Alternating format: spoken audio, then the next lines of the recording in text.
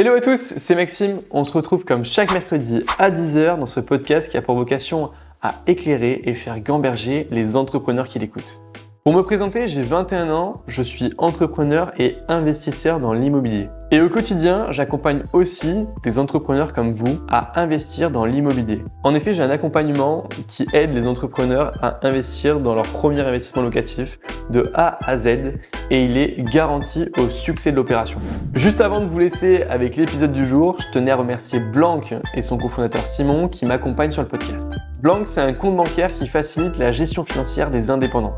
D'ailleurs, Simon est intervenu lors du 11e épisode du podcast que je vous invite évidemment à écouter après cet épisode et que vous pourrez retrouver sur toutes les plateformes d'écoute. Vous êtes aujourd'hui des dizaines d'auditeurs à avoir testé Blanc et à en être pleinement satisfait, à avoir une application qui vous aide sur votre gestion financière au quotidien et je vous remercie d'ailleurs pour les retours que vous nous avez faits. Pour tous ceux qui ne sont pas encore inscrits, je vous invite à consulter le site de Blanc, www.blanc.app. On se retrouve à la fin de l'épisode. Bon visionnage!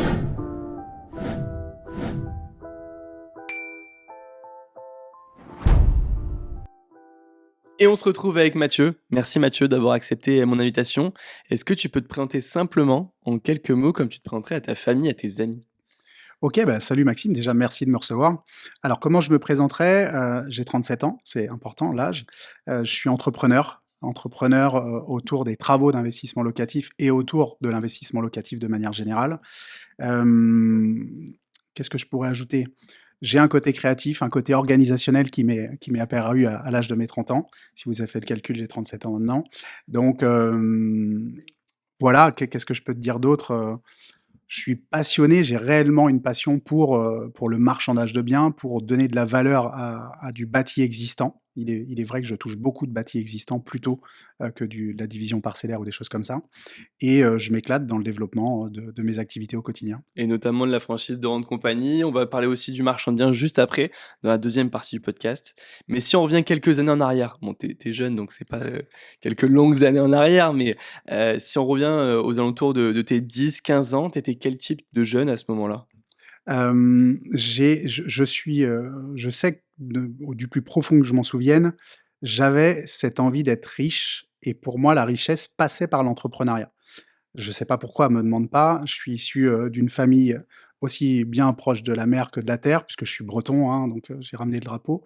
Hem et pourtant mes parents ont toujours été salariés. J'ai pas de mentor, j'ai pas de personne dans ma famille ou ni dans mon entourage qui était, chef d'entreprise.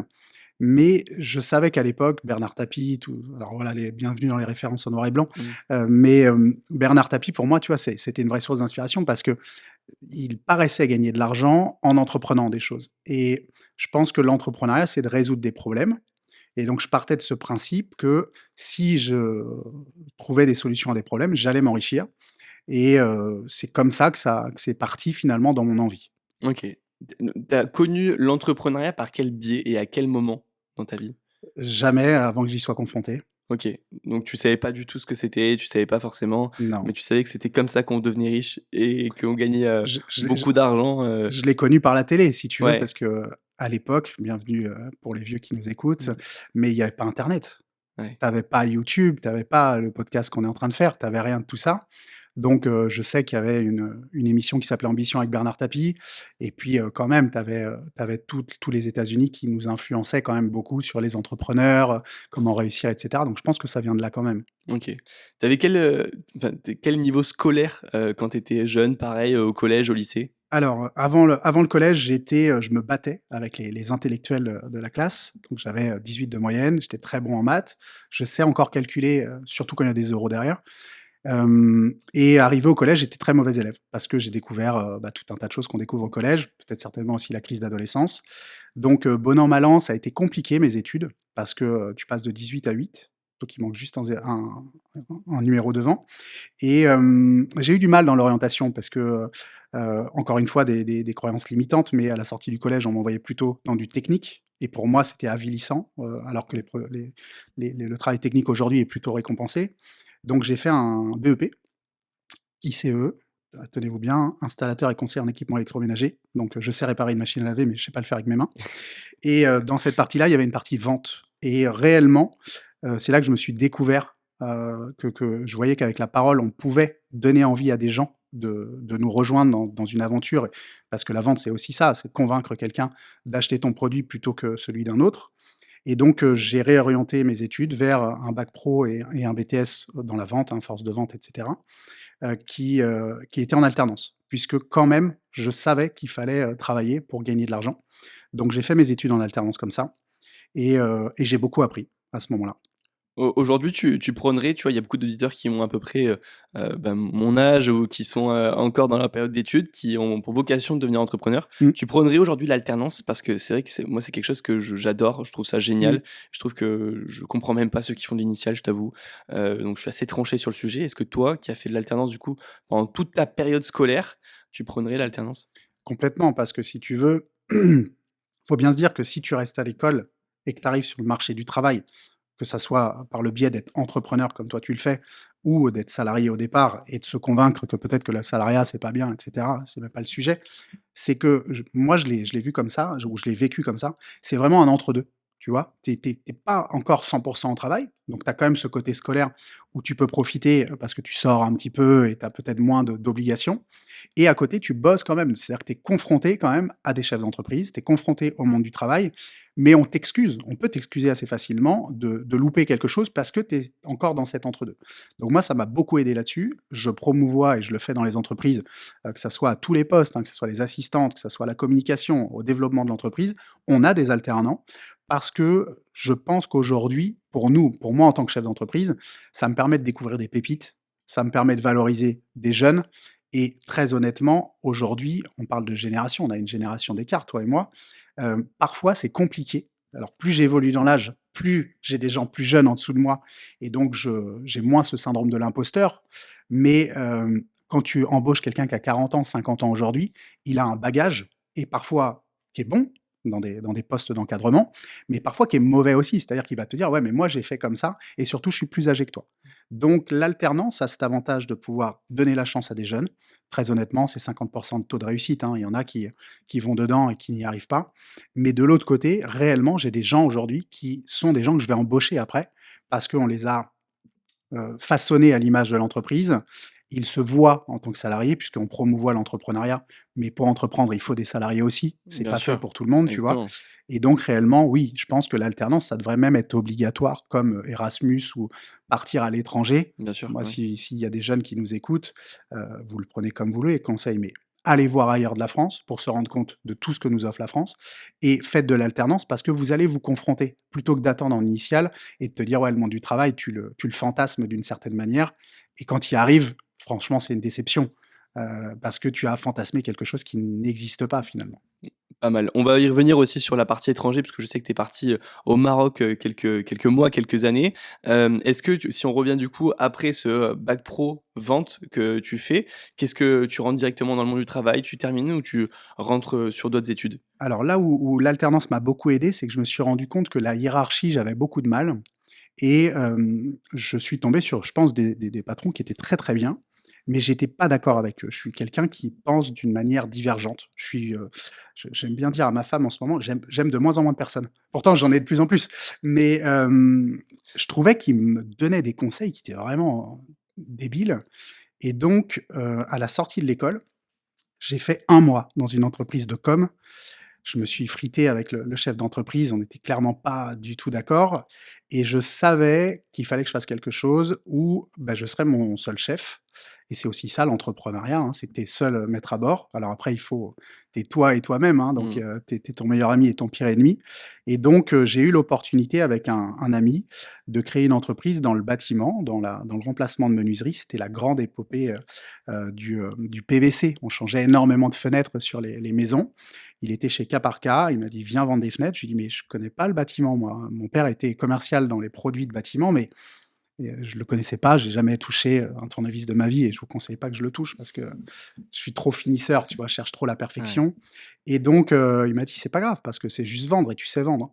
Et donc je me suis retrouvé, 2 mois après avoir créé une SARL, à vendre des fenêtres, à ouvrir les pages blanches, donc ça existait en version papier pour ceux qui connaissent pas et donc on phonait tous les soirs. Donc tu phonais de 18h à 20h, et on prenait des rendez-vous et puis après on allait chez les gens et puis on vendait ce qu'on appelle en one shot, c'était la vente au premier rendez-vous. Tu créais des opportunités commerciales pour pouvoir vendre et finalement, c'est une méthode qui permet, d'engendrer du cash rapidement et d'éviter la comparaison. D'accord? À l'époque, c'était plus difficile, mais aujourd'hui encore, il y a des sociétés connues, je ne vais pas les citer, qui font ce procédé-là. On est d'accord ou pas? Tu es à l'aise avec alors, pas ce principe-là parce que c'est pas du tout le terme, mais tu es à l'aise, sur plutôt la technique qu'il faut avoir, qu'il faut maîtriser Mmh. de la vente pas forcée, hein, c'est pas Mmh. le terme qui est bon, mais c'est plutôt la vente, agressive où il faut y aller, il faut pouvoir vendre parce que c'est comme ça, il faut créer ce Mmh. besoin-là que la personne n'a pas forcément à ce moment-là, elle n'a pas forcément les fonds, peu importe, hein, mais il faut y aller. Mmh. Non, complètement. Si tu veux, je me suis pas du tout retrouvé là-dedans.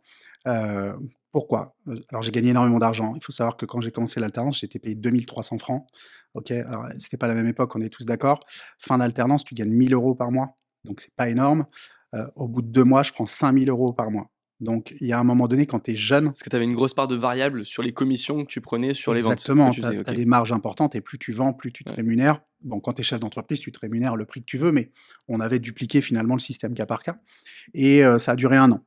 Pourquoi? Parce que, c'est comme de l'argent facile finalement.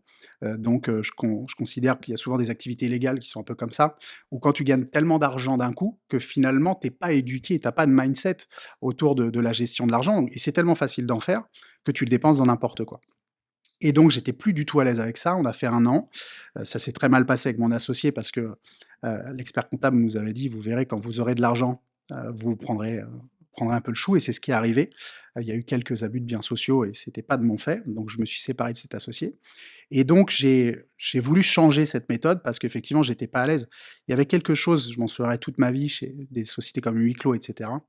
On disait: «Si c'est pas toi, c'est un autre et ça pourrait être pire» et c'est vraiment horrible parce que ça montre bien le système, d'état d'esprit qui est mis en place dans ces entreprises pour dire: «Voilà, si c'est pas toi, c'est un autre et peut-être que ça va être encore pire pour la personne, donc tu lui rends service». Tu vois quand Ouais, même ouais, ouais, c'est clair. le truc C'est horrible? souvent les imprimeurs qui, avaient cette mentalité-là parce que pour vendre les imprimantes, c'était hyper C'est agressif ça. et j'ai, une anecdote sur un des imprimeurs qui avait vendu à une église, une imprimerie, mais un truc à 72 000 ou 75 000 € quoi, donc pour une imprimante à ce prix-là, ça a été un truc de Mmh. malade, sachant qu'ils imprimaient que les feuilles pour la messe, tu sais? Les feuilles, Ouais, en noir et avec les blanc en noir et blanc où il y avait des et chansons ils comme avaient ça. un A4, Bah, un A3 pardon, c'est au maximum quoi, c'est pas il y a pas besoin de ça du tout ouais. et en fait la ils ont mis en faillite l'église. Ouais, mais Donc voilà, il y a des fois où il faut mieux c'est destructeur, ces fonctionnements commerciaux ouais, et donc j'ai changé de cap. Donc j'ai remonté une entreprise seul cette fois, OK. ce que je conseille pas forcément parce qu'entreprendre seul, c'est aussi difficile parfois, hein. D'avoir un associé, c'est un vrai appui, et il peut avoir une complémentarité dans l'association. C'est ce qu'on prône aujourd'hui dans la franchise, de Rent et donc j'ai remonté seul et j'ai voulu changer la méthode commerciale. Donc là, je faisais des devis, j'étais comparé, mais ce que je me suis aussi rendu compte dans le bâtiment, c'est que, comme, tu vas jamais comparer, tu vas pas aller chez Ferrari avec ta Dacia et dire au concessionnaire Ferrari: «Écoutez, c'est 4 roues, un moteur, pourquoi votre voiture, elle vaut 400 000 €?» Tu poses pas la question là et dans le bâtiment, tu te la poses. C'est-à-dire que, moi j'ai remarqué quand même beaucoup de clients vont en bas, le chiffre en gras et ils regardent juste ça. C'est-à-dire qu'ils vont même pas lire le devis. Ils vont dire: «Waouh, il y en a pour 50 000, mais attendez, l'autre il est à 40 000». Ouais. OK, mais un incompétent, combien il va te coûter? Si tu as quelqu'un qui coûte 2 fois moins cher, mais qui fait mal et que tu vas devoir tout refaire. Tu fais pas Tu ça paieras quand 2 fois la chose en ayant voilà, donné de l'argent, en ayant perdu du temps et cetera. exactement. Quand tu as une voiture de sport, tu vas pas l'emmener chez Speedy et j'ai Ouais, rien contre Speedy, hein, j'ai pris ouais. cet exemple-là parce qu'à un moment donné, il faut apporter ce qui se compare. Donc j'ai vécu ça parce que, donc je vendais des fenêtres, je faisais des devis, j'apportais mes devis, j'ai baissé mes taux de transformation, Mmh. d'accord? J'ai gagné moins d'argent, donc j'ai fait ça pendant 3 ans, seul et c'était la grande époque de Sarkozy. Donc j'ai un rendez-vous avec mon expert comptable et c'est là que je suis parti, vivre à l'étranger. Mon expert comptable, elle m'a dit: «Écoutez, il va falloir vendre plus pour gagner autant» et Sarkozy, il a pas dit ça. Il a dit: «Travaillez plus pour gagner plus». Donc je me suis rendu compte que le business model n'était pas bon. Donc là, j'avais, 24-25 ans. En rentrant de vacances au Maroc, j'ai décidé de m'expatrier. Parce que l'entrepreneuriat, j'étais un peu dans un cercle vicieux où je gagnais 3 000-4 000 € par mois. Ça peut paraître beaucoup, pas beaucoup, mais je travaillais 60 heures semaine. Je faisais des devis, je prenais le temps, je faisais ça carré, tu vois? J'étais vraiment engagé, quoi. Tu avais commencé à embaucher, à te staffer ou Non, toujours, seul, là, solopreneur? j'étais seul, parce que, encore une fois, pas formé. Moi, j'ai passé 10 ans de ma vie à entreprendre pour me former moi-même, finalement. J'ai fait 2 jours à la CCI. Ils sont censés vous apprendre à être entrepreneur. Ils ont jamais créé une boîte. Donc, tu apprends sur le tas, l'expertise comptable, la TVA, l'IS, tu découvres. Parfois, c'est des mauvaises découvertes puisque tu as oublié. Ah bon, il y a des plafonds. Enfin, en France, la Ouais. fiscalité, tu peux y passer, Ah tiens l'URSSAF, ouais, c'est quoi le prélèvement mince. URSSAF de 10 000? Ouais. Bah, c'est simple. De toute manière, en France, il faut bien ne pas se leurrer. Tu montes une entreprise, tu dois 10 000. Mmh. Tu te fais ponctionner du RSI, tu as le truc qui tombe, tu dis: «Mais c'est quoi?» «Ah ben, vous payez avant d'avoir travaillé». C'est comme ça que ça marche, mais effectivement, tu l'apprends à tes dépens, quoi. Donc j'ai décidé de m'expatrier à ce moment-là, de changer de vie. Je me suis Pourquoi le Maroc par rapport à une autre, destination? Alors, je suis très bon en langue, mais pas les langues pour parler. OK, Donc du coup, le Maroc est un pays francophone, il est à 1 heure et demie de la France. Moi, j'étais très heureux de quitter la France, mais j'ai toujours été très heureux d'y revenir. Donc c'était facile pour moi, il y avait du soleil. Imaginez un Breton qui découvre le soleil. C'est comme Christophe Colomb quand il a découvert les Amériques. Donc j'étais bien là-bas, je me suis senti bien aussi parce que en France, j'avais des amis d'origine marocaine qui m'avaient bien vendu le truc et j'ai été très bien accueilli là-bas. Donc je m'y suis plu. J'avais, il faut imaginer 25 ans, j'avais envie de faire la fête, j'avais envie de soleil et pour moi Marrakech ouais, représentait tout ça. destination, Voilà, correspondait bien à tes attentes, quoi. exactement. OK, Donc je me suis lancé là-bas, j'ai vendu du champagne de luxe, donc du champagne aux paillettes d'or, je vais pas citer la marque et j'ai vendu le champagne le plus cher du monde. OK. Donc j'en ai plus bu que vendu. Par contre, j'ai énormément appris sur, j'avais quitté la France parce que, tu vois, quand j'avais arrêté mon activité, tu as un peu cet orgueil mal placé très certainement de dire: «C'est pas de ma faute, c'est le système, on est trop chargé». Tu vois? Tu as beaucoup d'entrepreneurs qui disent ça: «La fiscalité en France, c'est très dur». C'est vrai, c'est dur. Mais est-ce que tu fais assez de marge dans ton activité? C'est la bonne question qu'il faut Mmh. se poser. Parce qu'en soi, moi je suis pas tant d'accord que ça sur la fiscalité. La fiscalité, moi je trouve qu'elle est très bonne en France. On est même, mais bon, je me ferai tuer par les auditeurs, dans un paradis fiscal Mais en France complètement, quand on la maîtrise bien. Parce c'est que ça. c'est en étant sachant que tu permets de ça. Par contre, moi j'ai l'impression qu'on a un gros problème social, où les charges sociales sont beaucoup trop importantes Mmh, et ça empêche d'embaucher. Ça mais empêche, ça freine cette partie-là que je trouve juste dommage. Après, honnêtement, c'est les règles du jeu, on n'a pas à se plaindre, on les connaît en amont, on se plaint pas au Monopoly quand on joue, quoi. Donc là, c'est pareil, bah, c'est les règles, elles sont là, elles sont établies. Avant de les bouger et de faire bouger là-haut, ben, il va falloir y aller un peu fort et puis franchement, je non, laisse d'autres personnes y aller à ma place, hein. J'ai pas envie de perdre ce temps-là, moi personnellement en tout cas. Mais il faut s'adapter, il y a les règles du jeu, faut jouer avec et basta, quoi. On a alors quand même une chance, aussi, effectivement, à moins de te présenter aux législatives, mais le premier tour est passé au ouais, moment où on enregistre pour ce le podcast. deuxième. Pour le deuxième, tout est jouable. Mais là où tu as dit quelque chose de tellement vrai, il faut le savoir. C'est-à-dire que si tu ne sais pas, et aujourd'hui malheureusement dans l'entrepreneuriat, tu as pas beaucoup de formations autour de ça. Les formations qui te sont données, c'est comment faire des statuts, et comment faire des frais kilométriques. Pour moi, c'est pas ça l'entrepreneuriat. Donc tu as raison, on est dans un paradis fiscal. Si tu fais des montages holding, mère-fille et cetera, tu peux ne jamais payer d'impôts. Mmh. Par contre, là où tu as aussi totalement raison, c'est les charges et le parallèle est facile à faire avec l'immobilier. Tu es propriétaire, tu es pas protégé, tu es locataire, tu es surprotégé. Eh bien, c'est pareil dans l'entrepreneuriat, tu es le chef d'entreprise. Moi, je parlais avec un ami qui est orthodontiste, il se reconnaîtra, il a eu un prud'homme. La personne ne venait pas au travail. Donc ils ont entamé une procédure pour arrêter le contrat dans les règles.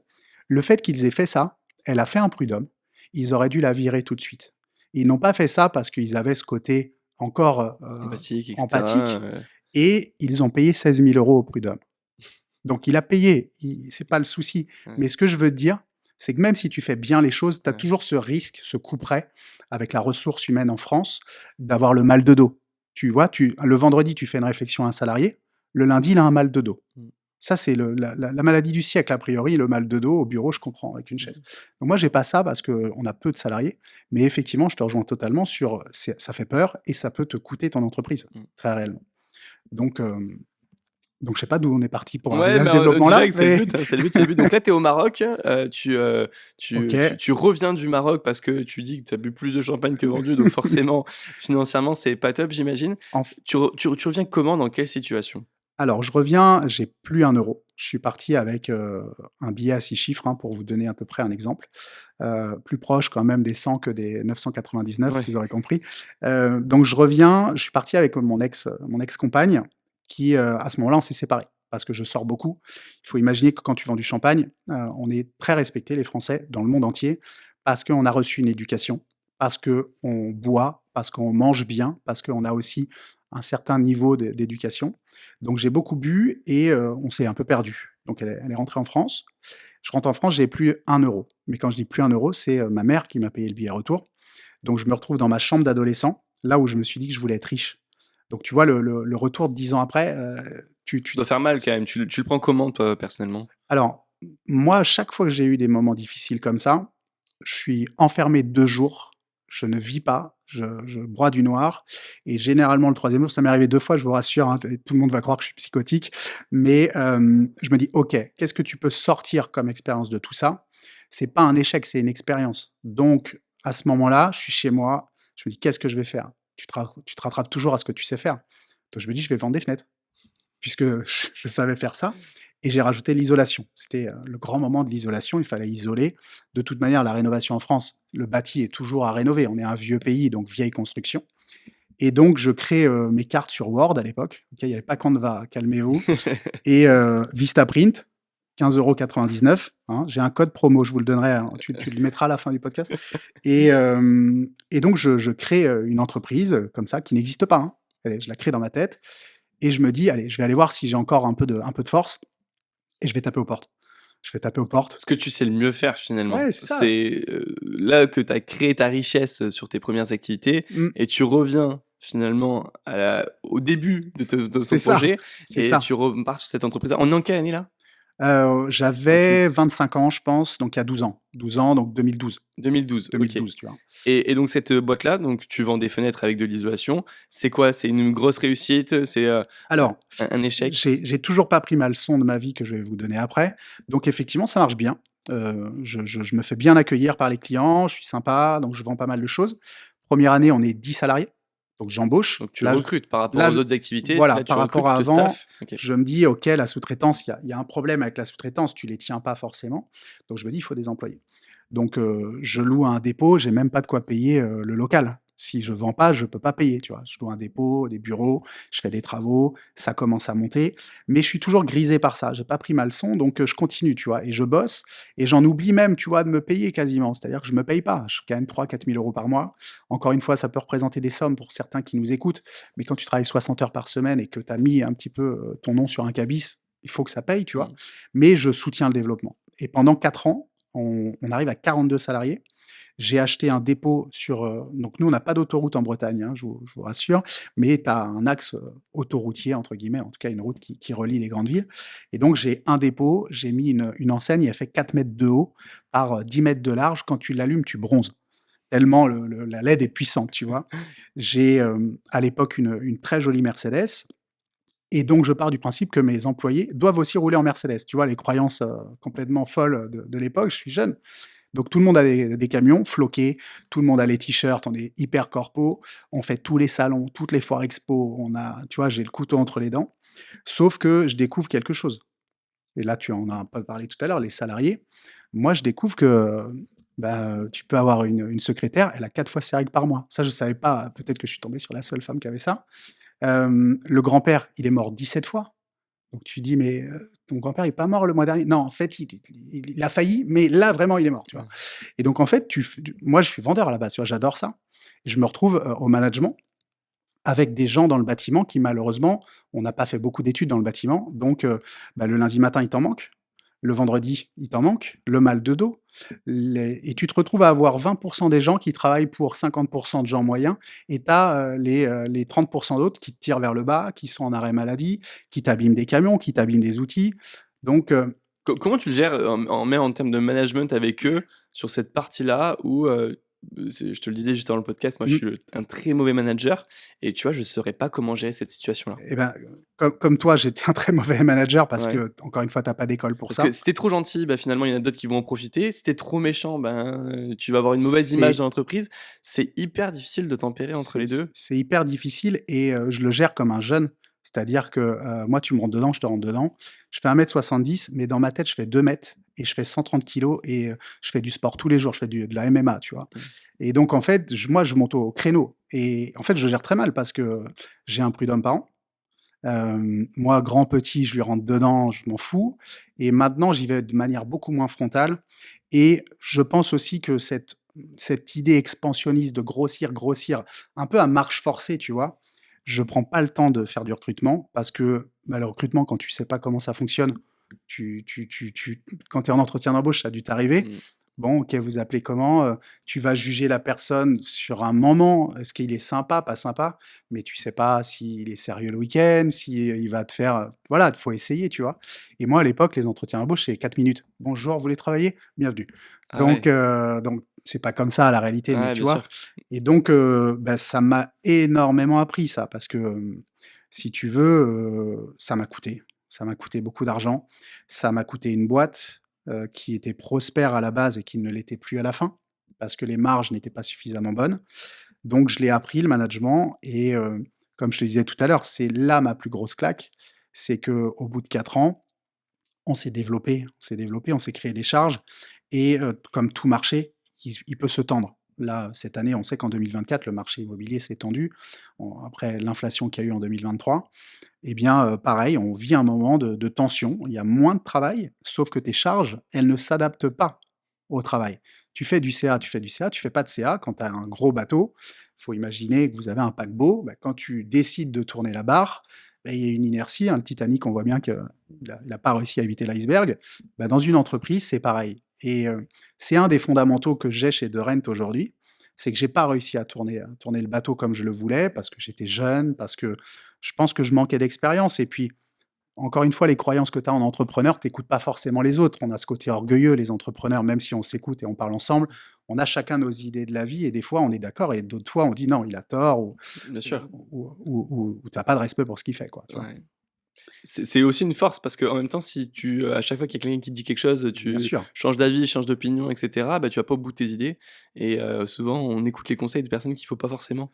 Heu, c'est là que tu es ton meilleur ami et ton pire ennemi, ouais, en fait. C'est que des fois, ça va vraiment te servir de pas écouter quelqu'un ouais. parce que le conseil n'est pas forcément peut-être à la hauteur de ce que tu as besoin et il y a d'autres fois, tu vas pas forcément écouter ce que quelqu'un te donne vraiment comme ça Mmh, parce que le côté orgueilleux, il est double face un mmh. petit peu, je pense, tu vois? Exactement.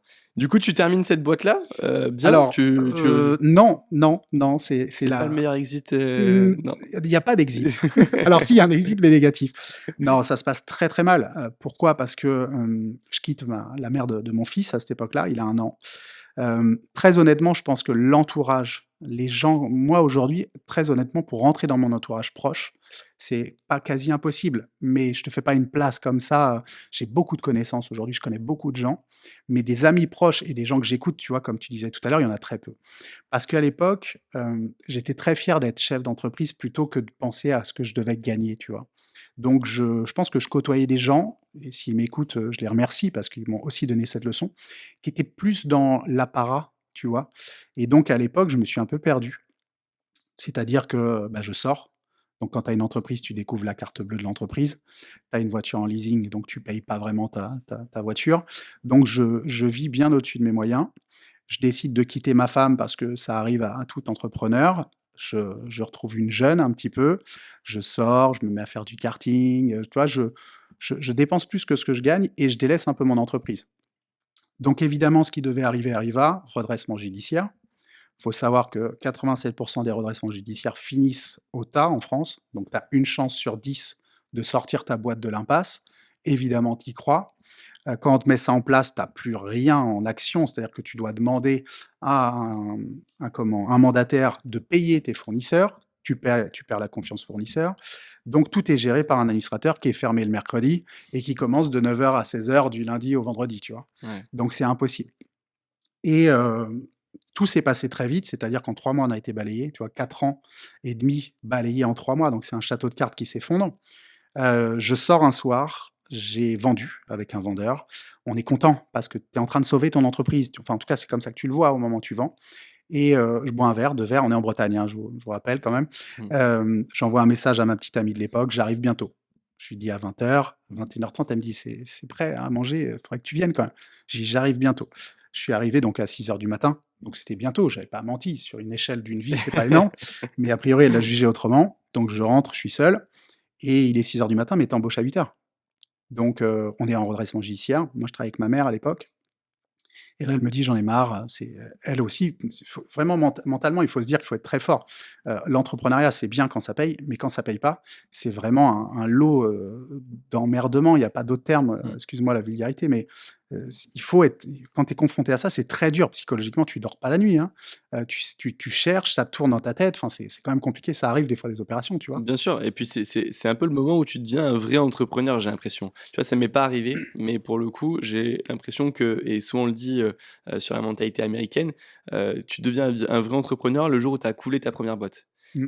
Est-ce que c'est pas ce que tu as vraiment ressenti à ce moment-là ou quand tu J je pense que c'est dur, hein, évidemment de quand ça t'arrive, mais quand tu es en liquidation judiciaire, tu te dis: «OK, là Bah, maintenant je suis prêt à faire quelque chose». c'est surtout que je comparerais ça, quand tu es pas tombé, tu as pas peur de tomber. Quand tu es tombé, tu as une cicatrice et donc finalement, tu sais ce que ça fait la douleur, tu vois? Et effectivement, je crois que c'est aux États-Unis, on dit: «Si tu as pas coulé 2 boîtes, tu es pas un Mmh. entrepreneur» et là, réellement, je me suis rendu compte alors, on parlait tout à l'heure de la fiscalité française et tu vois, quand j'étais parti au Maroc, je croyais que c'était, le problème de la fiscalité et là, cette deuxième fois, là où vraiment j'ai appris, c'est qu'en fait, c'était de ma faute. C'est pas de la faute de personne d'autre. Il faut assumer. Tu as échoué et beaucoup de Français, aujourd'hui, quand tu échoues, on va toujours dire: «Ouais, mais c'est mon associé, c'est le marché, il était pas bon». Arrête de Et te oui, parce mentir. qu'on a une peur de l'échec qui est incroyable C'est et ça, c'est même humiliant d'échouer, bien sûr. de C'est planter c'est une boîte, quoi. c'est humiliant et en France, Ouais. il faut quand même se dire que le journal de 20 heures, il a été mis en place pour que les gens voient des mauvaises nouvelles. Les Ouais. les Français adorent ça, tu vois? Compare on est arrivé chez toi tout à l'heure, il y avait une voiture de sport garée devant Mmh. chez toi. Tu as beaucoup de voisins, quand tu ramènes une voiture de luxe un peu, Mmh. se disent: «Ouais, qu'est-ce qu'il a fait comme magouille?» Tu vois? On a ce côté en Mmh. France, où tu es pas dans l'empathie de comment il a fait, comment, aux États-Unis, tu croises un mec: «Tiens, comment tu as fait? Donne-moi des Ouais, c'est tips», ça. tu vois? Dis-moi comment tu as fait. Exactement et au Maroc, ça, je l'avais retrouvé, OK. tu vois? Et donc, en France, effectivement, tu as ce côté-là. Moi, socialement, ça a été destructeur parce que tu es plus chef d'entreprise et tu as échoué et tout le monde le sait et puis, moi, Saint-Brieuc, il faut vous dire que c'est une ville de 45 000 habitants, tout le monde se connaît. Tu pas à Paris où, tu vois, tu peux te fondre dans la masse. Mmh. Donc tu dois assumer ça. C'est aussi un très bon régime minceur. J'ai perdu 10 kilos. Donc franchement, c'est vraiment top, je vous le conseille. Et surtout, effectivement, là, j'ai décidé, j'arrivais à l'aube de mes 30 ans, tu vois? J'ai été beaucoup aidé par des gens, qui sont comme mes parents, un petit peu adoptifs, qui m'ont aidé à ce moment-là pour passer ce cap-là. C'était difficile, je me suis retrouvé seul dans un appartement en location. J'avais de l'immobilier avec mon ex-femme que j'avais, quitté, donc elle était pas forcément on n'est pas dans l'échange, tu vois? C'était compliqué. Donc je me retrouve avec rien, plus de voiture. La voiture, elle est en leasing, je rappelle, donc ça part. Plus de rémunération, parce que quand tu es chef d'entreprise, tu as pas le truc retour à l'emploi, tu sais, quand tu es Ouais, salarié. Donc chômage. je me retrouve avec Ouais. zéro dans un appart qui fait 60 carrés. Ça peut paraître grand, mais à Saint-Brieuc, c'est pas un grand appart et bah, tu es tout seul avec toi-même et là, réellement, tu t'apprends et tu te dis: «Qu'est-ce que j'ai mal fait?» Et je crois que j'ai eu ce déclic à 30 ans et j'aurais voulu avoir à 20. Tu vois, tu as l'impression d'avoir perdu 10 ans, mais c'est des expériences énormes parce que fondamentalement, je me remets beaucoup en cause.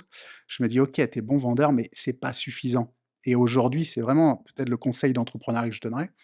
Quand tu es très fort, que tu as ce qu'on appelle la zone de génie, souvent les gens délaissent le reste. C'est-à-dire: «Je suis très bon dans mon domaine, donc le reste, ça se fera tout seul». Non, non, Faut non. être une bonne pieuvre quand tu es entrepreneur. Faut Exactement. maîtriser 20, 30, 40 de Mmh, chaque domaine c'est que ça, tu délègues, que tu sous-traites, mais il faut maîtriser un minimum complètement. ces domaines-là parce que même si tu as une personne de confiance, tu le disais, tu travailles avec ta maman, moi je travaille aussi avec ma mère, au quotidien et elle a des zones de génie sur l'administratif, la gestion financière et Mmh, cetera, où évidemment c'est elle qui, me donne les décisions à prendre, mais je lui dis à chaque fois: «J'ai besoin de comprendre cette décision-là. J'ai besoin de bien qu'on aille sûr, chercher et qu'on sache pourquoi et comment pour avoir la cohérence sur l'entièreté du business complètement. et ça, c'est obligé. Mais je suis d'accord, il faut pas se focaliser à 200 sur une seule et même tâche. Je pense qu'il faut être complet effectivement comme tu dis, il faut connaître, il faut pas être expert comptable, mais il faut connaître les Bien règles sûr. fiscales.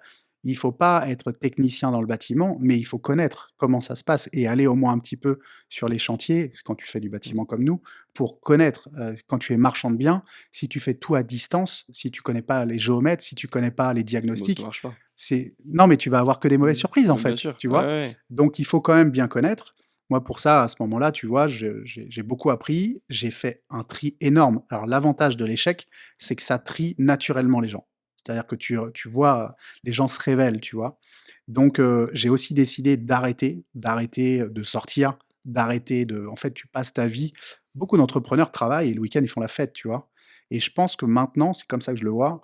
Moi, chaque, samedi où je travaille ou dimanche, je me dis pas: «Ouais, tu es vraiment con, tu profites pas de ta vie». Non, je me dis: «Je prends de l'avance». C'est con, Mmh. mais tu es tellement jeune par rapport à moi que j'ai du temps à rattraper. Là, je suis vraiment dans une zone de génie où j'ai l'impression de contrôler. On contrôle rien, hein, mais donc je me dis: «Vas-y, mets-toi à fond dedans pour cette fois peut-être faire un exit positif plutôt que négatif».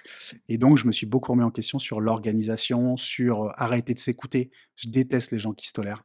Tous ces gens qui trouvent des excuses, «Je peux pas monter une boîte parce que, j'ai pas d'argent». C'est faux, ça coûte, 1 000 balles. Mmh. Tu vas au greffe, c'est ouvert tous les jours Tu peux et même commencer ton activité, pardon, sans créer de oui, boîte et tu complètement, as, 3 ou 6 mois, je me rappelle jamais, c'est ça. pour régulariser la situation. Donc Oui, tu peux même ne pas payer TVA, ne rien payer, c'est ça, faire avec ton compte bancaire perso, bien sûr. lancer ton activité et après te mettre en règle. C'est, je crois que c'est Macron qui a fait ça, ou Mais en fait, l'ancien président, c'est bref. société en cours de Exactement, constitution, mais donc tu as le droit, donc en plus, voilà, mmh, sauf évidemment les activités qui doivent être exercées avec réglementée, une carte et cetera. exactement. Donc du coup, donc cette première boîte après cet échec-là Mmh. où, tu deviens un vrai entrepreneur, qu'est-ce que tu fais comme activité derrière? Alors, parallèlement à ça, j'avais quand même j'assure toujours mes arrières, donc quand ça allait mal, je m'étais quand même mis en marchand, avec des associés, ces fameuses personnes que je t'ai dit comme mes parents adoptifs. Ces gens, j'avais rénové leur maison, ils avaient un peu d'argent, on a joué au marchand, on a acheté des appartements, on achetait, rénovait, revendait. OK. D'accord? Donc c'était super cool parce qu'au moment où j'ai tout perdu, ces gens-là ont été là pour moi, donc c'est important l'entourage quand même, en me disant: «Qu'est-ce que tu veux faire?» Moi, je voulais rien faire. Je voulais plus entreprendre. Je voulais gagner 3 000 € par mois parce que c'était le minimum syndical que je considère. Je voulais aller au sport, donc je faisais du sport, j'avais un corps là, je sais qu'aujourd'hui je suis décevant, mais je vais me reprendre. J'allais au sport tous les jours, je travaillais 2 heures par jour. Je faisais, 10 apparts par an, donc ça me prenait rien, j'avais des équipes de sous-traitants, Mmh. c'était facile, tu Tu vois? avais plus le rêve d'être riche là? J'avais plus le rêve d'être riche, non, là. Non, honnêtement, j'avais plus le rêve d'être riche parce que, j'avais tellement eu cette quête sans finalement l'avoir, tu vois? Moi, pour moi, être riche, c'est avoir une voiture de sport, maintenant peut-être 2. Allez, c'est d'avoir une piscine. C'est Ouais. con, hein, ça y est, je l'ai. En Bretagne, ça sert à rien, non, une piscine, Alors, je vais ajouter une piscine couverte échauffée? et évidemment évidemment chauffée, c'était d'avoir une femme de ménage. Ça peut OK. paraître fou, tu vois? Et c'était, d'avoir une maison payée. Voilà. Maintenant évidemment, quand tu as atteint ça, le matériel, je me suis rendu compte que quand tu veux quelque chose, quand tu l'as, c'est hyper décevant. C'est que du matériel. Aujourd'hui, je le vois comme une richesse plus dans l'entrepreneuriat où je peux faire une activité X ou Y. Tu vois, là, je m'associe sur une succursale, j'ai lancé de la formation, j'ai lancé des trucs et ces euros-là me permettent de créer ces choses-là. Mais à l'époque, c'était ça ma vision et effectivement, je l'avais enterrée parce qu'elle m'avait fait perdre 10 ans, tu vois, à l'époque pour moi. Donc je l'ai enterré, je vis bien. J'avais décidé de plus trop me déplacer, de plus trop travailler aussi, il faut savoir s'écouter. J'ai adoré cette période-là, parce que finalement, c'était une vraie renaissance. Un peu j'ai un phénix tatoué dans le dos et c'est vraiment je me le suis fait tatouer à ce moment-là, parce que vraiment j'avais l'impression de renaître de mes cendres et de me redécouvrir. Et donc le fruit du hasard, je pense que honnêtement la vie c'est tu te crées des opportunités Bien sûr. et donc en vendant un appartement, j'ai rencontré un chasseur immobilier qui m'a dit que c'était très beau, mais très cher. Et donc, est-ce que je pouvais faire la même chose, mais pas cher? Donc, je lui ai répondu non, évidemment. Et donc, en fait, j'ai découvert le monde de l'investissement, même si je m'étais déjà frotté, tu vois, j'avais des appartements en location, je ne savais pas qu'il y avait un marché aussi important. Et donc, c'est là que les 10 ans m'ont énormément servi. C'est-à-dire que je dis: «OK, mais à mes conditions» et mes conditions, ça va être moi, j'avais beaucoup travaillé avec des particuliers dans leur maison, dans leur résidence principale et donc, on en parlait tout à l'heure, quand tu travailles chez toi, il y a le cœur, tu vois? Si on t'abîme ta cuisine ou quelque chose comme ça, c'est un vrai problème, quoi. Mmh. Tu vas pas dormir de la nuit, enfin certains clients et donc, tout ça, je l'avais vécu, c'est de l'impayé, tu t'invectives avec les clients que tu sers. Et donc, je lui dis: «OK, on va faire ça, mais avec mes règles. Donc c'est ma décoration, c'est mes matériaux, c'est moi qui chiffre et le prix que je vais donner, ça sera le prix que je vais donner parce que la marge, c'est important». Tu vois? Ça, souvent, j'en parle avec mes clients aujourd'hui.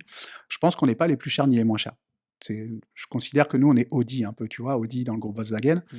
Au-dessus, tu as Bugatti, même s'ils viennent de le vendre, tu as Porsche et en dessous, tu as Seat et tu as, je sais pas, de nom d'autres marques, mais peu importe.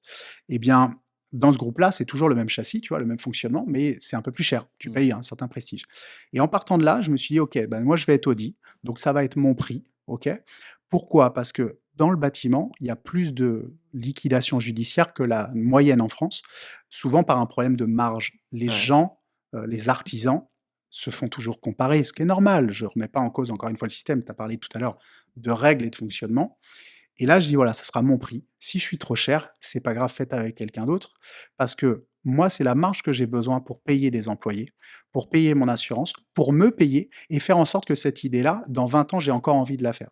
Si je gagne pas, dans le temps, je vais fermer et Mais c'est donc clair et puis tu l'avais déjà fait une première fois bien finalement sûr, et c'est important ça de tu vois de parce qu'on négocie souvent avec l'artisan, on essaye de peu importe et cetera, on est dans l'immobilier, moins il fait de marge lui, plus t'en fais toi donc c'est mmh, un jeu cohérent, mais c'est important qu'il en fasse quand même et je trouve que, bien sûr. quand on négocie les travaux et j'en parlais avec mon associé, je dis: «Est-ce qu'on poserait pas la question là? Est-ce qu'on lui demanderait pas s'il a une marge assez confortable quand même?» Mmh. Il faudrait pas qu'il ait honte de nous dire oui parce que s'il a pas honte de nous dire oui et qu'il a une marge confortable, bah, je sais que du coup, le chantier va durer 6 mois, bah, dans 6 mois, il sera toujours là, quoi. Oui, Si le mec, il part avec, pour 10 de marge supplémentaire, qui aurait pas forcément changé le devis et fait que ton projet passe de rentable à pas rentable, mmh, ben, il est pas là, ça peut t'apporter beaucoup plus de contraintes et surtout quand tu es en marchand de biens où tu as une lignée de crédit qui tourne mmh, et il faut, sortir vite le projet, le commercialiser pour pouvoir le revendre et repartir sur notre projet mais complètement et finalement, ces petits pourcentages-là sur les travaux a un et impact et insignifiant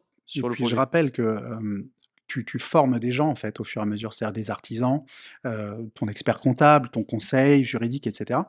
Tu passes du temps à leur expliquer ton activité et cetera et donc si tu grattes tout le temps, des euros, moi je suis le plus gros négociateur, hein. Mmh. Je négocie toujours, mais je sais des fois quand je vois des devis pas assez chers et que nous, si tu veux, dans notre logiciel, tout est calculé. Donc on sait combien on doit sous-traiter, on sait combien on doit donner d'heures si c'est des salariés.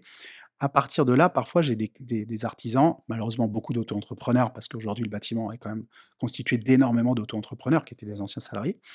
Tu as moi j'ai des électriciens, dernièrement j'en ai un, il était sur un budget de 10 000 €, on avait 18 000 € de budget et là, on lui a dit: «Écoute, tu n'es pas bon dans le chiffrage». Donc il a augmenté son tarif, il a été super content, il a bossé comme un dieu et aujourd'hui, il travaille moins cher que le prix que nous avons et il travaille super bien parce que il gagne plus que d'habitude et c'est un mec qui a 3 gamins qui gagne pas 1 €. C'est-à-dire qu'avant, Ah au ouais, prix là, je lui dis: «Mais tu vas», donc j'ai calculé avec lui le nombre de jours qu'il avait passé, mais je lui dis: «Mais tu gagnes 100 € de par jour avant les charges». ouais. C'est 21 jusqu'à 25 en auto-entrepreneuriat.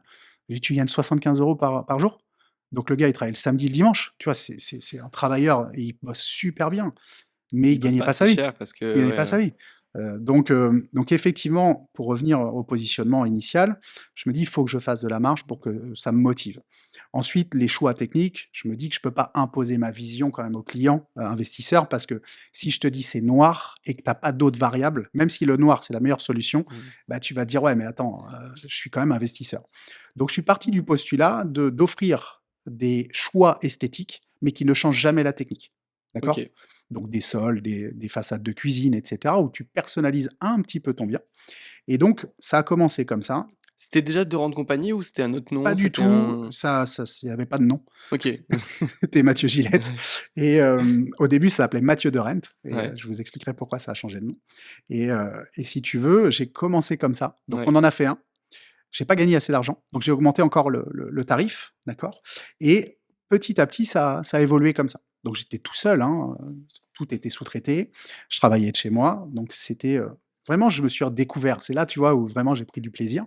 Mais j'avais pas oublié les promesses que je m'étais faites d'être plus organisé, de se laisser moins faire aussi. L'avantage dans l'investissement locatif, c'est que les gens travaillent moins avec le cœur, plus avec les chiffres, d'accord? Donc on n'est pas comme chez du particulier. Première année, 0 € d'impayé, j'y crois même pas, tu vois? Et bah, petit à petit, je me suis spécialisé là-dedans à savoir répondre, à faire ce qu'on appelle l'offre en or pour les clients. Aujourd'hui, je suis persuadé que tu as 2 Rent Company et tu as les autres. C'est-à-dire qu'on n'est même plus dans la même case alors qu'on fait de la rénovation. Ni plus ni moins, on n'est pas meilleur qu'un maître d'œuvre ou moins bien, je pense. Mais nous, on a une vision réellement qui change et donc on a créé tout un tas de process autour, si tu veux. Donc j'ai pris un an tranquillement, je me suis pas énervé, j'ai pas dépensé. J'ai lu Père riche, père pauvre, tu vois, à 30 ans, donc certains, ça leur fera rire, mais je mettais tout de côté. Je payais tout à la commande parce que quand tu as liquidé une entreprise, quand tu reviens chez les fournisseurs, ils te font pas de Non, de c'est de pas de 30 cadeau, jours ouais. et moi, j'avais ce souvenir que payer à 30 jours, bah, tu te refaisais de la trésorerie et tu vois? Et à un moment donné, quand ça rompt, ça rompt. Donc je m'étais dit et c'est très bien, ils m'ont dit: «Tu payes cash». Pas de souci. Moi, j'avais pas besoin d'argent. Donc je payais tout cash et aujourd'hui, je suis fier de le dire, il est, heu, 11h53. Ouais, Tout ce qui est livré sur les chantiers de Rent Company est payé chez tous nos fournisseurs. C'est-à-dire qu'on paye à la commande tout le monde, nos franchisés, nos succursales. OK. Et l'avantage, si tu veux, bah, c'est que en trésorerie, c'est dur les 6 premiers mois, sauf que tu ne vis pas sur les acomptes de tes clients. Les acomptes servent à payer des matériaux et au moins, tu es nickel. Ouais. On l'a vu, hein, dans le bâtiment, ça a été compliqué. Et puis quand on a parce que c'est vrai, une pas forcément une très bonne gestion financière comme tu l'as eu sur tes autres boîtes, Mmh, finalement ça t'oblige à avoir une très bonne complètement. gestion financière et la connaissance de soi, elle permet ça et c'est énorme que, bah, tu puisses le dire aujourd'hui, tu vois? Sans ego ni rien, de dire: «J'ai eu une mauvaise gestion financière et je l'ai Bien adapté à mon sûr. business pour qu'aujourd'hui ça tourne et que ça marche». C'est ça et puis encore une fois, quand tu, fais une offre en or comme ça, il faut être nickel partout. Tu Ouais, peux ouais. pas, nous, c'est une de nos valeurs, la transparence et on l'est avec nos clients. On leur dit: «Oui, on gagne de l'argent. Oui, c'est vrai, quand on fait des travaux chez vous, on gagne de l'argent». Mmh. Mais il faut pas avoir de honte. En France, on a honte de gagner de l'argent. Je gagne de l'argent Mmh. et j'en gagne beaucoup. Mmh. J'en gagne beaucoup aujourd'hui grâce à mon écosystème. Mais je travaille 80 heures semaine et depuis 3 ans et j'ai encore 3 ans à faire, tu vois? Donc il faut pas avoir honte de ça. Ah, tu as déjà ta date de fin? À 40 ans, tu arrêtes? Alors, c'est l'objectif, Ouais, effectivement. On OK. finira la conclusion peut-être là-dessus, Ouais, mais bien sûr, on en parlera juste après. Pourquoi de Rente, du coup? Pourquoi ce nom? alors, hem, C'est juste c'est par question de c'est curiosité, hein? ultra bête, il y a pas d'histoire derrière, je vais vous dire. Moi, pour moi, les noms à particules, Ouais. c'est des gens riches. Donc, moi, je m'appelle Mathieu Gillette, ça fait un peu con. Si tu mets Mathieu De Giletti, par exemple, tu vois, Ouais. ça fait tout de suite plus cla ça fait un peu mafieux, je vous l'accorde. Mais, le nom à particules, je trouvais ça cool et rent, ça vient de renta, rentabilité, location en anglais. Donc Ouais. Mathieu, c'est mon prénom, de rent et tu vois, j'ai constitué ce truc-là. Donc ça a fonctionné comme ça. Et après, du coup, tu es passé à De Rent Company, puisqu'il Alors y avait plus que Mathieu? effectivement, en fait, sur un malentendu, j'ai ouvert 2 succursales l'année d'après. OK. Ça a bien marché avec un de mes meilleurs amis au Mans et puis, un qui était comme mon parrain, à Quimper, donc dans le sud, Bretagne. Là, j'ai découvert que mon offre était pas encore parfaite parce que tu n'as pas de logiciel, tu n'as pas d'encadrement. Rien n'existe, tu peux pas dupliquer. Nous, de Rent Company, tous les jours, je crée des process parce que tu n'as pas une boîte à copier. Si je veux vendre de la Red Bull, bah, je prends Red Bull, je prends le cahier des charges, je fais pareil, à la place d'un taureau, je mets un dauphin et puis terminé. Mmh. Parce que tu as des modèles. Mais là, on n'a pas de modèle là-dedans. Pourtant, on est dans le bâtiment. Donc, si tu veux, j'ouvre 2 succursales parce qu'à l'époque, je me suis promis de travailler moins pour gagner plus. Donc, comment faire ça? Eh ben, il faut que mon corps ou mon état d'esprit soit dans une ville sans que j'y sois. Donc, je crée des succursales, je leur montre comment travailler. Sauf que, très honnêtement, on a, je peux pas le dire, mais vous connaissez l'expression, on n'a rien, on n'a pas d'outils. Donc, si tu veux, là, je découvre un codeur informatique qui est le fils d'un de mes associés. Et je lui dis, écoute, j'ai un problème, et c'est un problème fondamental dans le bâtiment. Je vais vous l'expliquer en 2 minutes. Pour faire un chiffrage, tu fais un relevé de cote. Ça te Ouais. prend 1 heure et demie. Aujourd'hui, on a des outils pour scanner. Ça me prend 2 minutes. Donc, 1 heure et demie versus 2 minutes, personnellement, moi, je vous conseille de passer que 2 minutes. Ensuite, tu dois faire le chiffrage. Il y a de la technicité, comme dans tout domaine technique. Donc, faut chiffrer avec la taille des fenêtres, faut chiffrer la surface de placo, faut chiffrer les sols. Mais tu y passes 4 heures. Si tu veux Ouais. faire un devis propre, avec en plus une possibilité de ne pas signer le devis. Donc, tu fais ton relevé de cote. Ensuite, tu le mets dans un logiciel de devis. Il faut rentrer le nom, Monsieur Martin, etc. Si tu vends, tu es content. Il faut faire un cahier des charges. Tu n'as pas de logiciel de cahier des charges aujourd'hui qui existe. Tu en as des logiciels. Tu as des logiciels pour faire la communication automatisée. Après, tu as le logiciel Agicap pour gérer ta trésorerie. Mmh. Après, tu as le logiciel d'emailing. Oh, Monsieur Martin, tu l'as rentré 12 fois. Et finalement, tu as passé plus de temps à rentrer le nom du client qu'à travailler sur son dossier. Ouais. Et du coup, tu as pas le devis accepté et puis du coup, bah, Voilà, tu as voilà, travaillé c'est pour rien. terminé. Donc, je suis parti du postulat, nous on se fait beaucoup prescrire aujourd'hui, parce qu'il faut savoir que De Rent Company ne fait que des travaux clés en main. On n'est pas chasseur immobilier, on n'est pas gestionnaire, on ne fait que les travaux. Et aujourd'hui, je fais beaucoup plus confiance à un chirurgien cardiaque pour m'opérer le cœur qu'à mon médecin généraliste. Et si je suis parti de ce postulat-là dans le business plan, c'est qu'autant être spécialiste dans les travaux, ne faire que ça, que pour l'investissement locatif, que de vouloir monter une boîte de rénovation globale qui sait mal faire de la résidence principale de luxe, comme de la résidence principale pas chère, comme de l'investissement locatif, et demain on te demande un atypique, t'es perdu. OK. Il y a un réel avantage à s'être niché par rapport à ça? Oui, complètement. Alors Aujourd'hui, sur ton marché, tes clients te choisissent pour ça? aujourd'hui, mes clients choisissent pour les certitudes qu'ils ont sur le résultat. Encore une fois, je veux pas que tes auditeurs croient qu'on est parfait. Moi, je le dis très souvent, on est très transparent. On a des abacs, on a dans notre offre plusieurs choses, c'est-à-dire que moi, le chiffrage que je te fais, 30 minutes après, là, en partant, on peut aller dans n'importe quelle maison autour de chez toi. Je vais te la chiffrer en 30 minutes, TTC livré avec les meubles. Donc il y a pas de il y a et vraiment le prix qui est donné, il faut savoir que chez nous, on a des travaux le taux de travaux supplémentaires, parce qu'on en parlait tout Mmh. à l'heure, il est de 1,84 sur 25 millions d'euros de chiffre d'affaires. Donc on n'est pas une société qui tire vers le bas le prix pour te le rajouter derrière. Ouais. On peut pas t'oublier la cuisine dans du clé en main. Si tu dis, que c'est du meublé, il y a la cuisine dedans.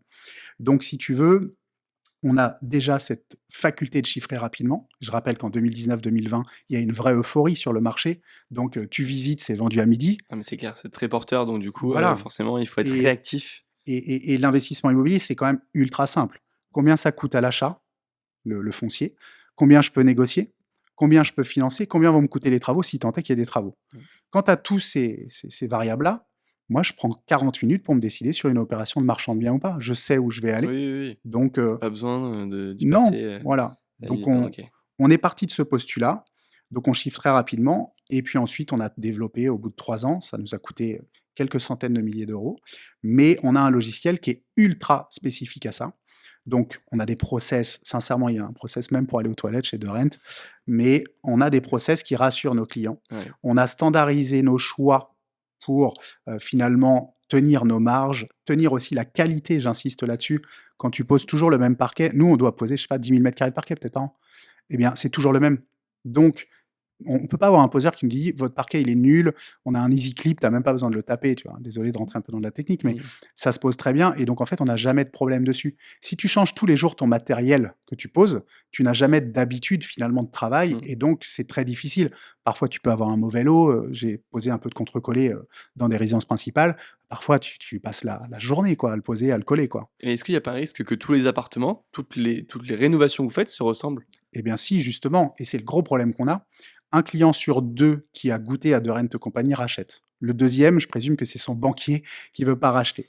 Donc, on a standardisé, on a processé l'ensemble jusqu'à la livraison et évidemment pour les petits copains qui voudraient, venir un peu, nous copier, on a un tout petit peu, brouillé les cartes. Comment on a fait?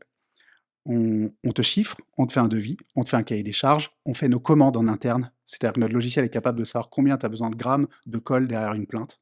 D'accord? Donc on gère nos achats, on gère nos matching clients, nos bases, notre analytique avec notre logiciel. Et derrière, le problème qu'on avait, c'est que certains clients nous disent: «Écoutez, moi j'ai 30 apparts, j'ai Mathieu, il se reconnaîtra, il est à Bali. On vient de lui livrer un immeuble et là il me dit: "Écoute, je vais en racheter un, mais on fait tout le temps la même chose"». Et c'est vrai. Mmh. Donc on a créé un espace client qui est sorti il y a 2 semaines ou en tant que client, et là je me suis encore une fois inspiré d'Audi ou d'une autre marque automobile comme tu veux, tu as l'Audi A6, derrière tu veux les jantes noires ou tu veux les jantes en carbone ou ce que tu veux, ben, Donc tu as le même moteur finalement, tu as la même exactement, carrosserie, tu as la même qualité sonore, exactement. On part toujours de notre base, de notre offre, qui est la même chose? et maintenant, quand tu Ouais. as ton devis, tu as la possibilité dans l'espace client de tout modifier. C'est-à-dire que tu vas modifier la forme de tes spots, tu vas modifier la laine derrière l'isolant, tu vas modifier tes sols. Et donc forcément ça bouge un petit peu le prix? Exactement. Mais ça se fait en automatique. Donc, c'est-à-dire que le client, il peut jouer dessus. On a rentré Roomba, on a rentré Samsung, on a rentré, je sais pas moi, 500 papiers peints. Si tu veux, tu as 2 000 000 de combinaisons possibles. Donc après, il faut quand même se dire qu'on Ouais. est dans l'investissement locatif, mais ça leur permet de personnaliser encore plus que les 4 choix qu'on avait: cuisine, sol, peinture, salle de bain. Là, tu peux vraiment personnaliser. On a rentré des lustres, Ah c'est incroyable quand même, hein. voilà. Franchement là c'est vous Et êtes allés au bout du truc où je crois qu'il y a aucune boîte aujourd'hui qui fait pareil, qui a un logiciel ou avec un je espace pense pas. client où tu puisses, vraiment tout modifier, jusqu'au bout de ça, quoi. Surtout si tu veux, en plus, c'est très intéressant parce que le client a ce choix-là, mais nous, c'est chiffré derrière. C'est-à-dire que si tu choisis le lustre qui est au-dessus de notre tête dans ton salon, nous, on va savoir qu'il est dans le salon et il va faire le bon de commande chez le fournisseur. C'est-à-dire que l'option chez le client, chez nous, dans le bâtiment, c'est compliqué parce que si tu te trompes de couleur, moi, ça m'est arrivé, je vais vous donner une anecdote. Tu m'as parlé d'anecdote tout à l'heure, je vais t'en donner une. Le client, il est basketteur professionnel, ok? Ouais. C'était au tout début. Honnêtement, les cahiers des charges, ça n'existait pas. Et moi, je considère que la salle de bain beige, chez nous, elle est magnifique. C'est propre. On fait beaucoup de salles de bain sans fenêtre, parce que fenêtre égale chambre, plutôt pour moi, tu vois. Donc, bref, on fait 2 salles de bain franchement magnifiques. Le carreleur qui travaille, il travaille toujours pour nous. Nickel. Pardon, je suis en train de mourir en direct. Tu peux boire un coup, hein, vas-y. Hein. Ouais, non, mais je débite là, je débite. Et donc, je mets en beige, tu vois. Nous, on fait une pré-livraison. Donc, Ouais. je t'en parlerai peut-être sur la fin de notre offre. Et donc, je fais venir le client. J'ouvre la porte, je suis fier parce que évidemment, on prépare à l'arrivée de notre client. On n'arrive pas 2 minutes avant. Donc, j'ouvre la porte et je dis: «Bon, voilà, regardez, salle de bain, c'est nickel, vous pouvez regarder les alignements, tout». Il me dit: «C'est vrai, Mathieu, c'est vraiment propre. J'avais choisi marbre noir, mais ça me plaît aussi en beige».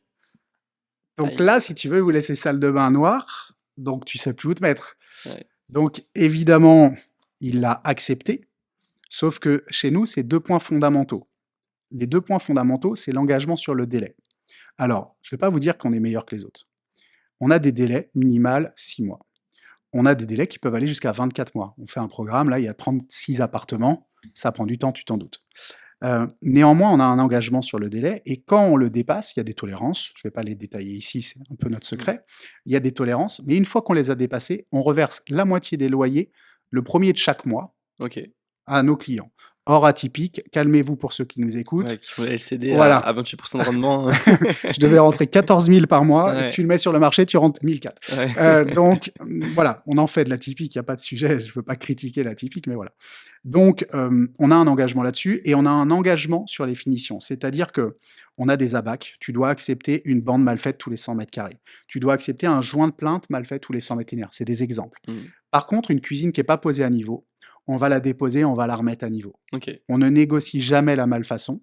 Donc là, j'ai eu de la chance parce que quand je te dis ça, j'ai toute conscience que quand je livre à mon client une salle de bain beige qui devait être noire, je lui dis: «Écoutez, moi, mon engagement, quand tu as un engagement, c'est pas aujourd'hui devant toi, Ouais. c'est demain, c'est tous les jours avec les clients». Donc je lui dis: «OK, si vous voulez, on refait».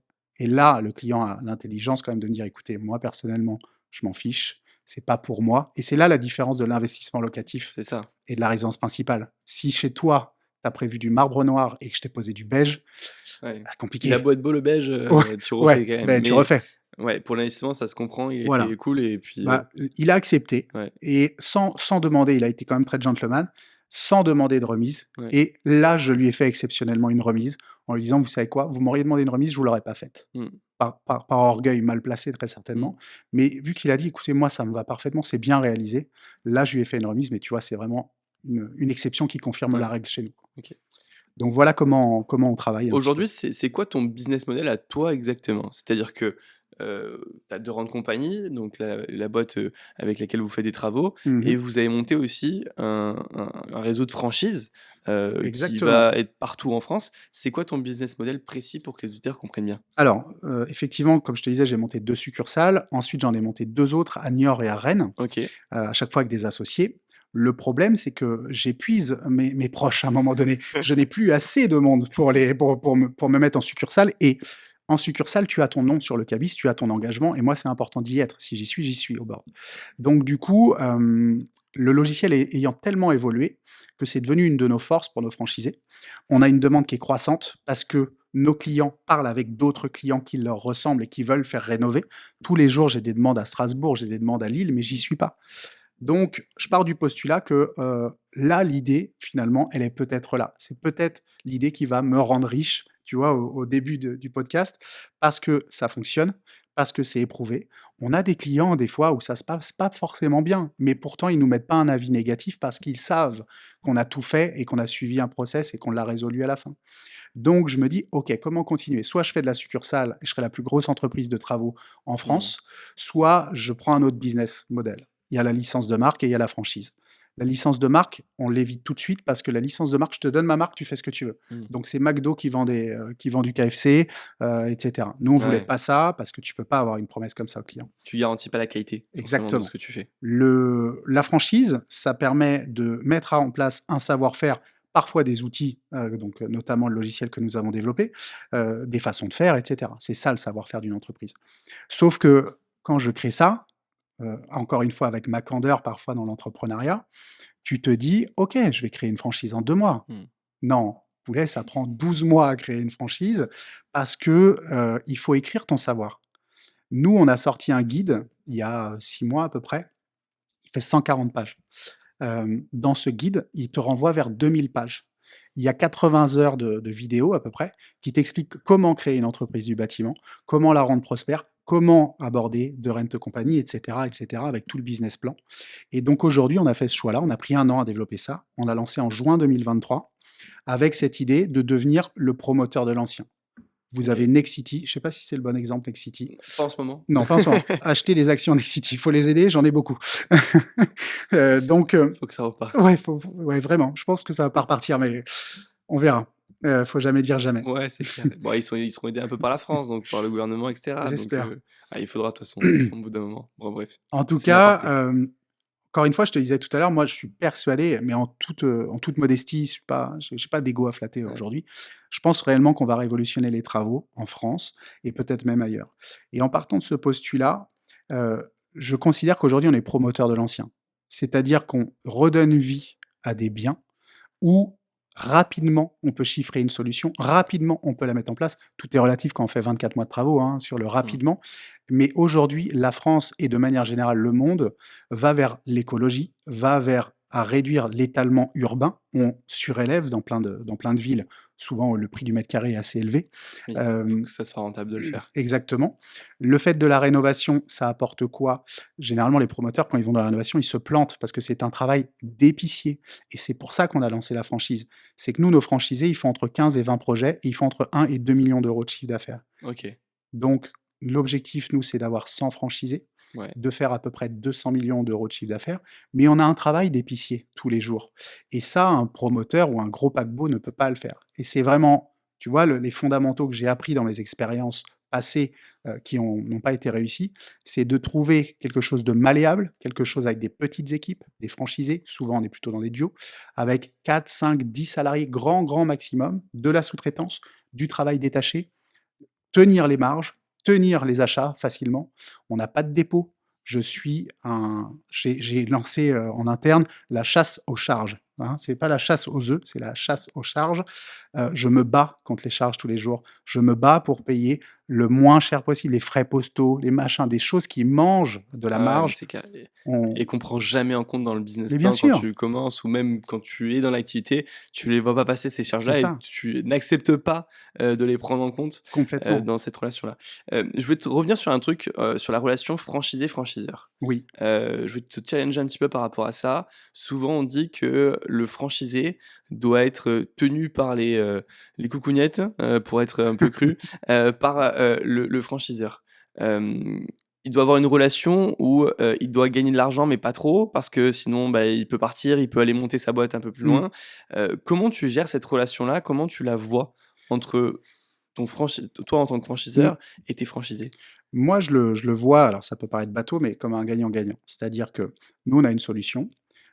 Moi, j'aime bien dire j'ai une Tesla, tu vois? Et j'aime bien dire qu'on est toujours en bêta. C'est-à-dire que je suis parti du postulat aujourd'hui que je ne sais rien et que je peux m'améliorer sur tout. Donc mes franchisés, je leur apporte du savoir-faire, je leur apporte un cadre. Maintenant, c'est les individus. Il faut savoir que sur 10 personnes qui postulent chez nous, il y en a un qui va au bout. On a ouvert 14 secteurs, j'ai parlé à 140 personnes. Tu vois le taux de Ouais, bien transformation sûr. faible? Mmh. Parce que Alors moi, que finalement, tu aurais pu vendre plus. j'aurais pu vendre plus, mais dans le lancement d'une entreprise, là, on va un tout petit peu s'énerver en fin d'année parce que, aujourd'hui, on a pris le temps des fondamentaux. Moi, tu peux, demander à tous mes franchisés, je peux partir à la guerre avec eux. Pour moi, c'est une guerre. Alors, une guerre contre moi-même, une guerre sur un marché qu'on doit conquérir et j'ai besoin de gens de valeur, des gens qui sont dans mes valeurs. Donc je pars de ce postulat-là et donc moi, plus ils gagnent d'argent, plus ils sont contents de m'en donner puisque le système de franchise, je rappelle, on a un système de royalty, on prend un pourcentage effectivement du Sur le chiffre chiffre, d'affaires? sur chiffre d'affaires OK. effectivement et on a la location du logiciel. d'accord? Donc ça nous permet quoi? De continuer à se développer.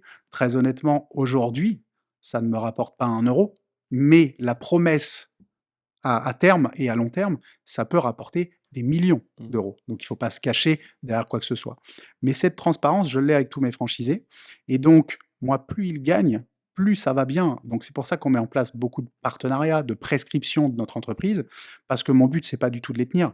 C'est plutôt un contrat de franchise, tu as un temps donné. Donc nous, en l'occurrence, c'est 6 ans. Et donc à partir de là, j'ai pas envie de faire la danse un peu, tu sais, les oiseaux, ils font des danses comme ça pour te plaire. Moi, je suis pas du tout comme ça, j'ai pas besoin de faire ça. Je veux que dans 6 ans, ils recommencent et qu'il y ait encore une fois de Rent compagnie et personne d'autre, tu vois? Donc c'est ça aujourd'hui que j'essaye de mettre en place pour qu'ils soient contents et jusqu'à présent, la sélection a fait qu'on a que des bons franchisés. Je suis fier de chacun de mes franchisés.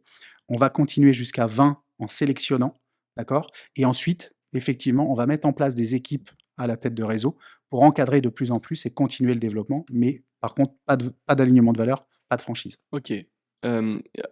Clairement, quelqu'un qui fait 2 millions de chiffre d'affaires, Mmh. alors évidemment, ça dépend les charges que tu mets sur ta boîte et cetera, on est bien d'accord, que si tu mets, une voiture, enfin bref, tu as compris.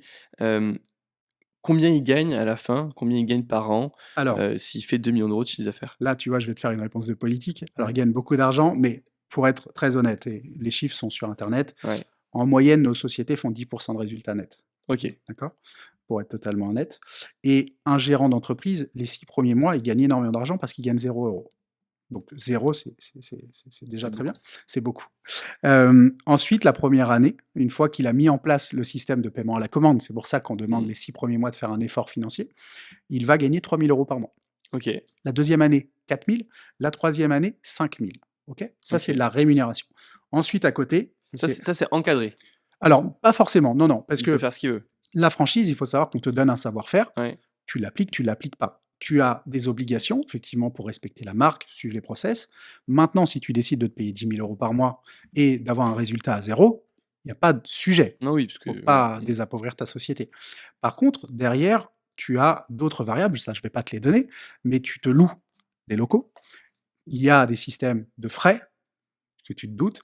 Donc, ça nous permet de réévaluer en Mmh. fonction du besoin.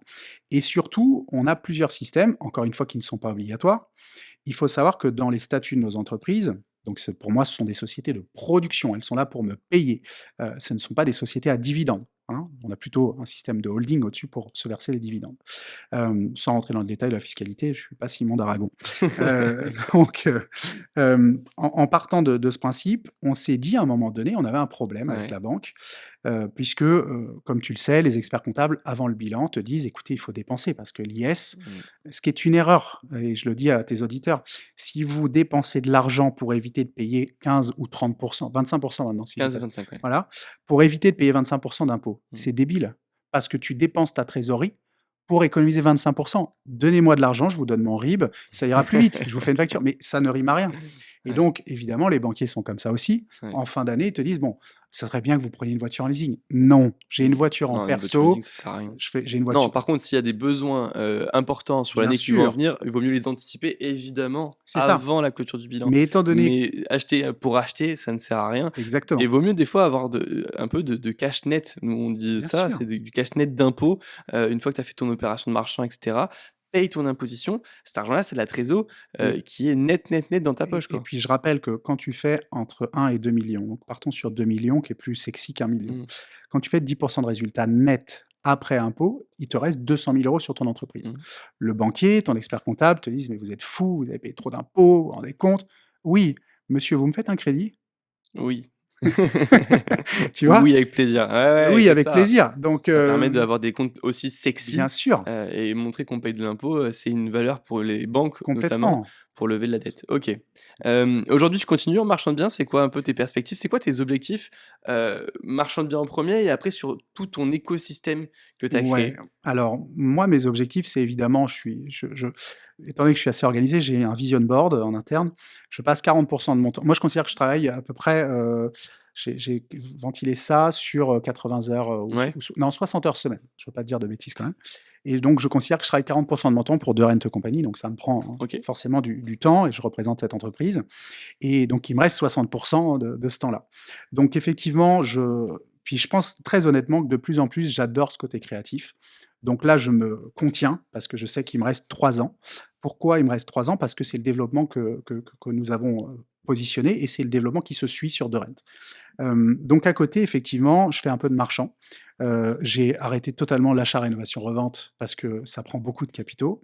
Donc maintenant, je fais plutôt de la division foncière parce que, aujourd'hui, ça me permet encore une fois avec De Rent, d'isoler les travaux, d'amortir les travaux pour mes investisseurs et de porter des projets plus gros. C'est-à-dire que demain, si je trouve 1 000 m² dans ta ville, eh bien, avec un prix moyen à 1 500 € du mètre carré, quand même rénové avec les meubles, hein, je vous donne à peu près la fourchette de travaux. Faut savoir que ça a augmenté de 30 depuis l'année dernière, les prix, avec Mmh. l'inflation, donc tu vois un peu le prix aujourd'hui. Je te trouve 1 000 m², je te prends 1,5 million d'euros de travaux et potentiellement, on va pas te le donner le bâtiment, sauf si tu as de la chance, mais admettons même si on te le donne 1 € symbolique. Ouais. Malgré tout ce que tu fais, Maxime, et moi j'ai des clients qui sont plutôt fortunés, un banquier va toujours préférer 2 opérations à 750 000 € et idéalement 3 fois 500 000 €, il va te les financer. Mais 1,5 million d'euros sur une table, avec un seul artisan, beaucoup de banquiers aujourd'hui ont du mal, d'accord? C'est des budgets qu'on a, hein, aujourd'hui. On arrive à les porter 4 fois par an.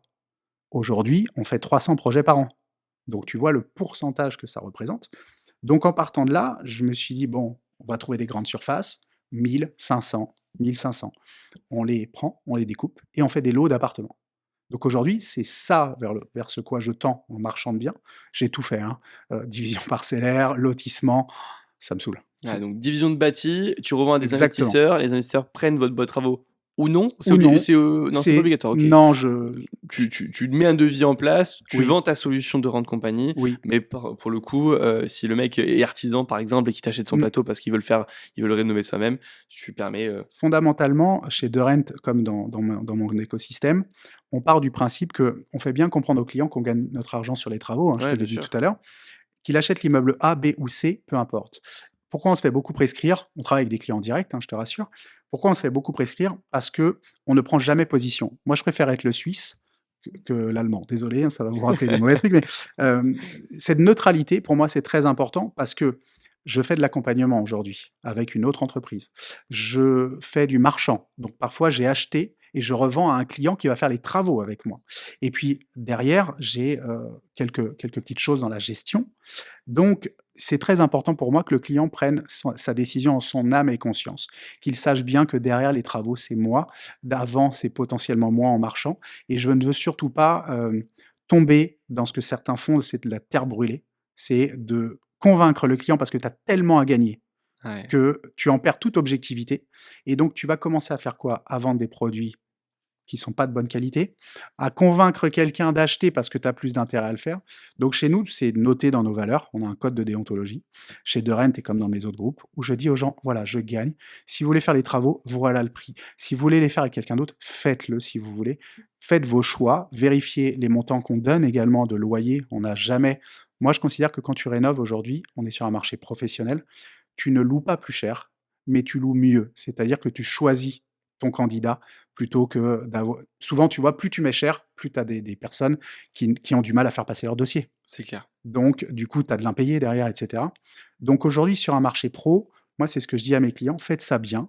Nous, on va le faire comme ça. Si vous voulez faire autrement, mais on ne donne jamais des loyers qui sont complètement Non, délirants, non, non. sinon, c'est Quand pas tu bon, loues au quoi». bon prix, tu loues à un bon locataire, tu as moins d'emmerde sur le long terme, sur, même Bien la sûr. partie gestion locative et cetera, souvent. Mmh. Tu as moins de turnover et le Oui turnover, c'est pénible à gérer et et ça ça coûte coûte la vacance, cher. hein. Donc voilà, il y a moins de enfin, franchement, ouais, il Mmh. faut louer au bon prix, Complètement. de la meilleure des manières, ça c'est sûr, un Mmh. bon bien, c'est toujours plus qualitatif, et c'est même plus gratifiant, Mmh. je trouve, pour le C'est ça. locataire.